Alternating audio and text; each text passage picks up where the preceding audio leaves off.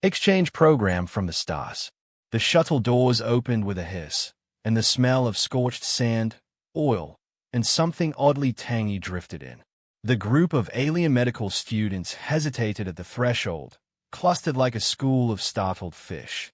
"This is Ith," chittered Zithkae, the insectoid Trolzari, her wings twitching nervously. "Smells corrosive." "Technically, this is Arizona," drawled their translator drone. "Humidity, 7%. UV radiation, moderate to lethal." The students filed out hesitantly. Their multispecies forms a striking contrast to the scorched brown terrain. There were 6 of them in total, selected from across the Galactic Medical Consortium to participate in the first-ever human emergency medicine exchange. For weeks, they had been briefed on human physiology, trauma thresholds, and what the consortium called adaptive recklessness. None of it prepared them for this. Their contact was waiting bipedal, broad-shouldered, wearing what appeared to be dusty camouflage and mirrored sunglasses. The human didn't smile. He squinted at them like he was sizing up 6 different flavors of alien disappointment. "Sergeant McKenna," he said, thumping his chest. "Combat medic, 15 years. If you're here for hot towels and padded floors, go back to the stars. Otherwise, welcome to Death World First Aid." Zelvar, a thin, watery Shulvan, raised a webbed appendage. "We assumed this was a medical instruction facility, not a combat training ground." McKenna smirked. "Same thing around here." They were led into the facility, what looked like a hybrid between a training camp and an emergency trauma ward. Human trainees jogged past in sweat-soaked gear, their skin blistered from sun exposure. Some were laughing. One was carrying another on his back, yelling about a sprained ankle and shouting, "No evac? Then your luggage." Zithkae's mandibles clicked nervously. "Is that humor or hierarchy?" "Bit of both," said McKenna. In the orientation room, screens flickered to life. McKenna paced in front of them, a clicker in one hand, and a mug labeled "Bleed Less, Cry Never" in the other. "Let's start with the basics," he said. "Human first aid is about improvisation. Out here, your kit is whatever you can grab before you bleed out." The screen showed a grainy helmet cam recording. A human soldier, wounded and alone, dragged himself behind cover. With one hand, he unzipped his own uniform, revealing a deep gash in his side. Calmly, he pulled a needle and thread from a pocket, took a swig of clear liquid, vodka, apparently, and stitched himself up, whistling as he worked. Gasps rippled through the room. "He performed sutures without anesthetic," said Ulm, the soft-voiced empath from Uvary, "and consumed ethanol as what? Pain suppression." McKenna looked smug. "Pain is just a suggestion." "But the risk of infection," Zelvar began. "He lived. The infection didn't." Another video, 2 soldiers making a tourniquet out of a belt and a shovel handle. A third heated a knife over open flame to cauterize a wound on a teammate's thigh. The patient was biting down on a ration bar to avoid screaming. Zithkae backed away from the screen.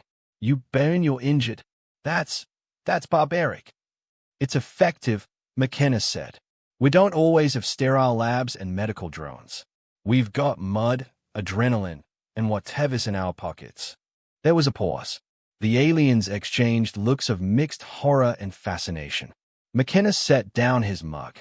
"You were brought here to learn the kind of medicine that saves lives when the only sterile surface is a rock, and you're one slip away from bleeding out."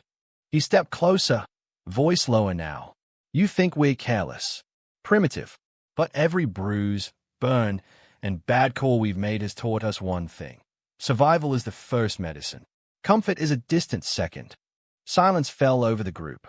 Then, from the back, Vrilm, the usually quiet, feathered Dithari student, raised a talon. "What kind of training schedule will we follow?" McKenna grinned. "Tomorrow's a full simulation. Battlefield triage. You'll get to try out what you saw today. Bring your kit. And your stomach." He turned to leave, then stopped.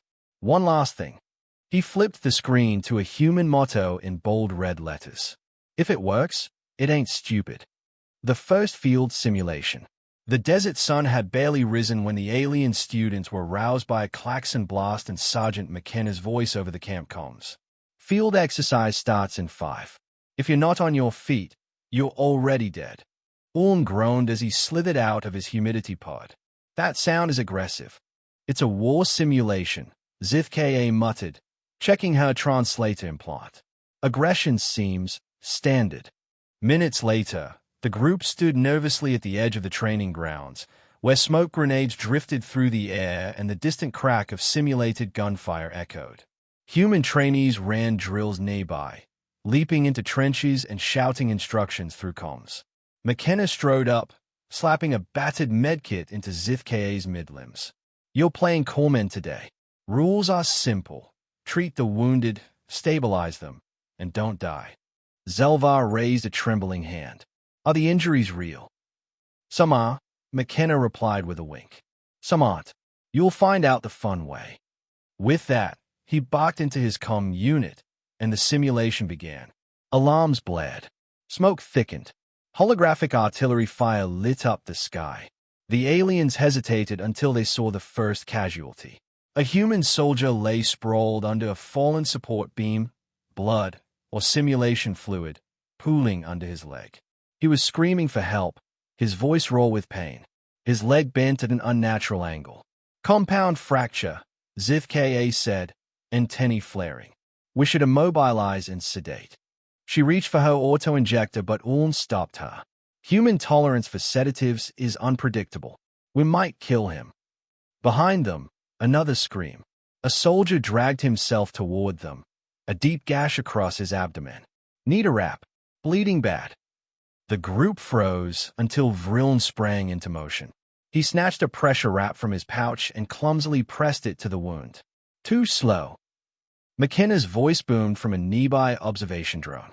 You're bleeding time faster than plasma. Move. Zelvar panicked, fumbling with his medical scanner. It slipped from his tentacle and landed in the sand.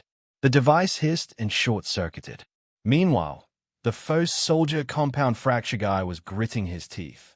With a grunt, he pulled a length of cloth from his pocket, jammed it between his teeth, and began yanking his own leg into alignment. ZFK recoiled, limbs stiff with shock. His attempting reduction without anesthesia. With a sickening pop, the bone slipped into place. The human passed out. The Trelzari stumbled back, dry heaving. Why would anyone do that to themselves? That's the Deathwalder's spirit. McKenna called from the sidelines. Adapt or get left behind. Vrilln, feathers bristling with stress, scrambled to stabilize the leg. Splint, we need our branches. A human trainee tossed him 2 metal rods. Use these, bird dock. I got more duct tape if you need it. By now, the team had spread out. Ulm hovered over a soldier with a shrapnel wound, trying to apply antiseptic spray. But the human swatted him away. Too slow. Just burn it. Before Ulm could stop him, the soldier pulled out a heated knife and pressed it to his own side. The smell of scorched flesh hit them seconds later. Ulm convulsed. This planet is madness. You're not wrong, McKenna muttered as he passed by, watching the student struggle. But madness is a survival strategy, hey. At the far end of the zone, Zelvar attempted to stabilize a simulated spinal injury. He carefully aligned the human's neck brace, recited protocol from memory, and secured the straps. The human groaned. I'm fine, Doc. Just a bruised ego. McKenna clapped sarcastically. Congrats, jellyfish. You followed textbook procedure.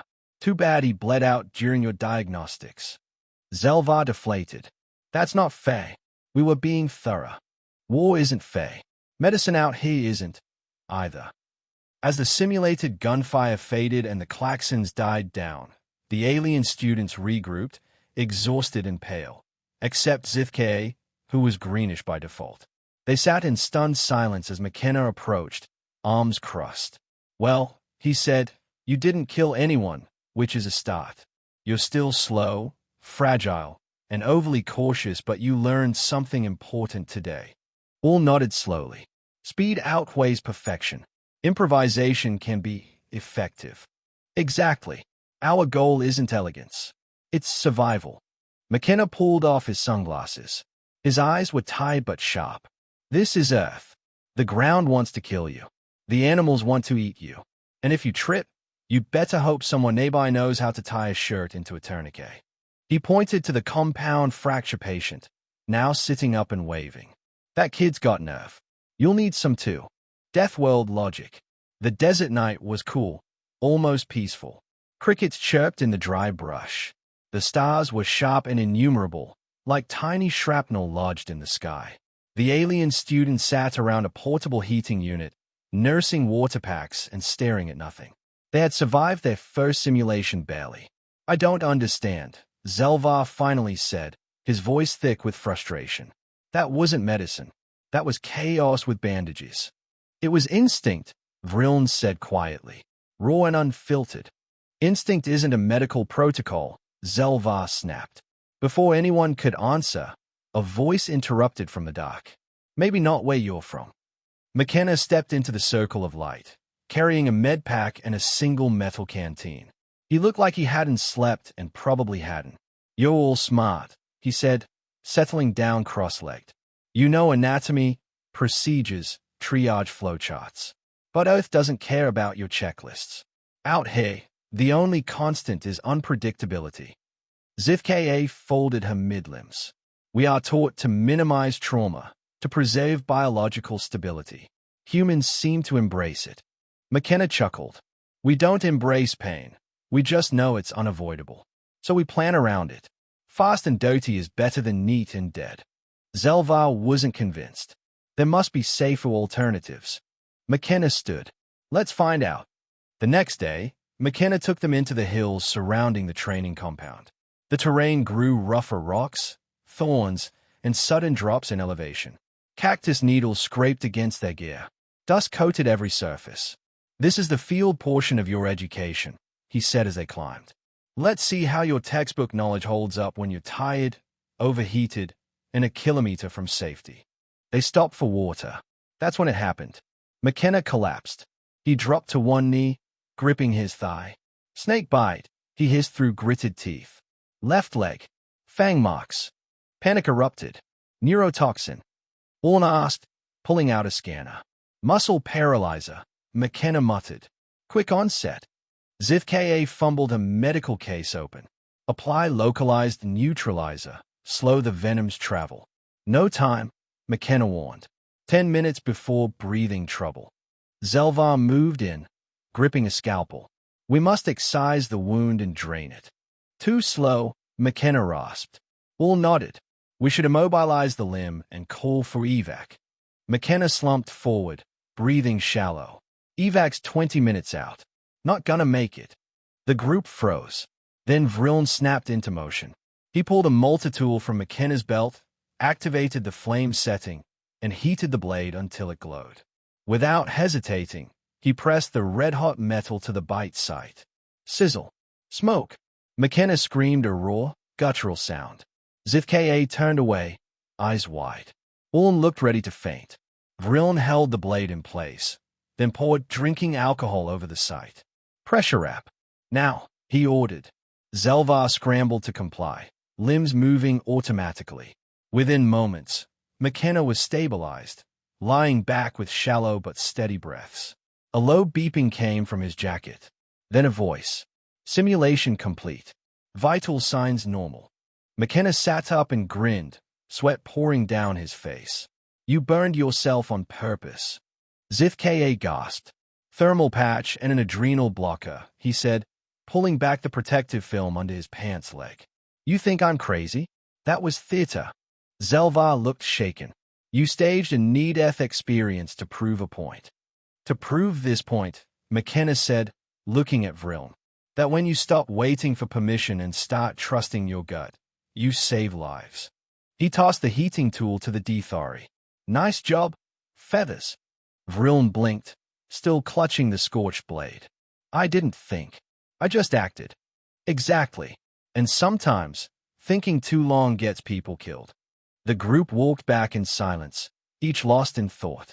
As they neared the base, Zifka finally said, So your methods aren't about being brutal. They're about being fast enough to matter. McKenna gave a ray nod. On 8th, hesitation kills more than infection ever did. They returned to camp not as students, but as something closer to practitioners, shaken, changed, and beginning to understand the logic of the death world. When the sim ends and the real begins, the final morning dawned with a strange stillness. No klaxons, no drills, just wind and sand and silence. The alien students gathered outside the barracks, unsure of what to expect. McKenna emerged from the main building, looking more solemn than usual. He wasn't wearing his usual fatigues, just a plain gray t-shirt and a worn medical armband. No simulations today, he said. This is real. They tensed. There was a rock slide in the northern hills during a live-fire navigation test. 2 trainees injured. One is stable. The other, not so much. He didn't elaborate. He didn't need to. ZFKA's wings stiffened. We are responding. Us. You've trained for this, McKenna replied. Time to prove it. The ride in the utility rover was fast and jarring. The terrain was rough, and silence clung to the team like static. The alien students had faced mock disasters and stage trauma. This time, it was different. The smell hit first. Dust, blood, and the unmistakable sting of adrenaline. A human soldier waved them down frantically. She's down here. Spinal injury, crushed pelvis, bleeding from the lower extremities. She? Uln asked. The injured one is. Lieutenant Vega, the soldier said, stepping aside to reveal the fallen trainee, half buried beneath a broken slab of stone. McKenna's most promising recruit. And his niece. For a moment, the alien team froze. Then Vril moved. Vitals. Now. We need pressure packs, pain suppressants, stabilizers. Zelva, assist me. Her breathing's shallow, Uln observed, scanning quickly. One lung is collapsed. She's slipping. We need to lift the stone, ZFKA said. We can't, Zelva warned. It's stabilizing her position. If we shift it, she could bleed out. Vril made a decision. We treat around it. He turned to the soldier nearby. Give me that pry bar. Uln, get the splint foam. ZFKA, use the compression gel carefully. They work like a single unit. Gone with the panicked movements and second-guessing. Their hands' tentacles, claws, limbs moved with purpose. McKenna arrived minutes later. He saw the wound dressing already set, an improvised oxygen delivery system in place using tubing in the Med Rover's compressed air tank. He looked down at Vega. Her eyes fluttered open, then shut again, still alive. Field evac is 4 minutes out, he said quietly. We'll hold until then, Vril answered. McKenna glanced around at the team at the muddy hands, the blood-stained instruments, the precise work. No simulations, no safety nets, and no hesitation. You've come a long way, he said. I no longer believe your methods are insane, ZFKA said, voice low. Merely, intensely pragmatic. I'll take that as a compliment. When the evac arrived and the med team took over, Vega was stable, bruised, broken, but alive. As the dust from the chopper faded, the alien students stood in the wreckage of their final test. It wasn't a test anymore. That night, McKenna stood with them one last time under the stars. You started this program calling us reckless. You watched us drink alcohol to dull pain, cauterize wounds in the field, and tie splints with our shoelaces. You were horrified. We still are, Zelvar admitted. But, also impressed. McKenna smirked. Good. Earth will always be a death world. But its people aren't suicidal, we're just stubborn enough to survive it. All nodded thoughtfully. You taught us that medicine is not just science. It is instinct, willpower, a refusal to give up. ZFKA raised a limb. And sometimes, it's a red-hot knife and a candy bar to bite on. They all chuckled. McKenna stepped forward, pulling a small box from his pocket. Inside were 6 fabric patches circular, with a jagged red line stitched through the center. Field medic certification, he said. Unofficial, but owned. He handed each of them a patch. Now you know what it means to heal under fire. As the group dispersed for the night, Vril lingered. You knew Vega was your niece when you sent us, he said. I did. You trusted us. I did, McKenna said, voice quiet. And you didn't let me down. Vrillon looked up at the stars. We came here to study human medicine. Instead, we learned human survival. McKenna smiled. Same thing.